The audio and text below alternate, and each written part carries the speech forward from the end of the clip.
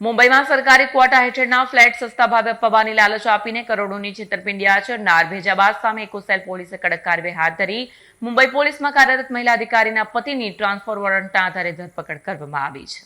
ભેજાબાદ ઠગે દાદર વિસ્તારમાં સરકારી ક્વોટાના ફ્લેટ અપાવવાની ખાતરી આપી સુરતના એક કાપડ વેપારીનો વિશ્વાસ જીત્યો. ફ્લેટની લાલચમાં વેપારી પાસેથી તબક્કાવાર અંદાજે ₹2.15 કરોડ વસૂલવામાં આવ્યા, પરંતુ ન તો ફ્લેટ મળ્યો ન તો રૂપિયા પરત મળ્યા. છેતરપિંડીનું ભાંડું ફૂટતા સમગ્ર મામલો ઇકોસેલ સુધી પહોંચ્યો. ફરિયાદના આધારે ઇકોસેલે તપાસના ચક્ર ગતિમાન કર્યા છે.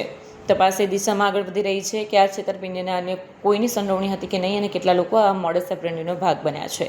એક તરફ સરકારી ફ્લેટ અપાવવાના મીઠા વચનો, બીજા તરફ કરોડોની છેતરપિંડીનો ખેલ અને હવે ઠગબાજ કાયદાના સકંજામાં છે. ઇકોસેલની તપાસ આગળ વધતા આ કેસમાં વધુ ચોંકાવનારા ખુલાસા સામે આવે તેવી શક્યતા છે.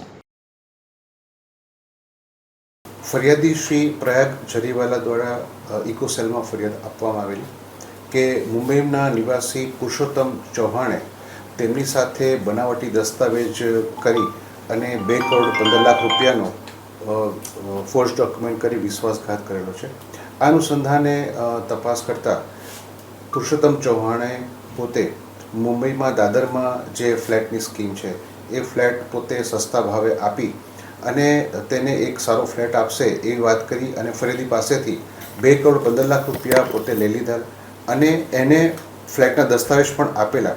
દસ્તાવેજ મેળવ્યા બાદ જ્યારે ફરિયાદી પોતે એ ફ્લેટમાં જ્યારે પોઝેશન લેવા માટે ગયા ત્યારે ત્યાં અન્ય કોઈ રહેતા હતા અને તેમને પૂછપરછ કરી વિગત મેળવી ત્યારે તેમને ખ્યાલ આવ્યો કે પુરુષોત્તમ ચૌહાણે બનાવટી દસ્તાવેજો કરી અને તેમની સાથે વિશ્વાસઘાત કરેલ છે. જે અનુસંધાને અમોએ આ પુરુષોત્તમ ચૌહાણમાં વિરુદ્ધમાં બીજી વખત ગુનો દાખલ કરેલો છે. આ અગાઉ પણ એણે આ જ પ્રકારનો એક ગુનો આચરેલો છે. મુંબઈમાં પણ ઇકોસેલે હાલના આરોપી વિરુદ્ધમાં ફરિયાદો નોંધેલી છે અને હાલ આરોપી અત્યારે અમારી કસ્ટડીમાં છે.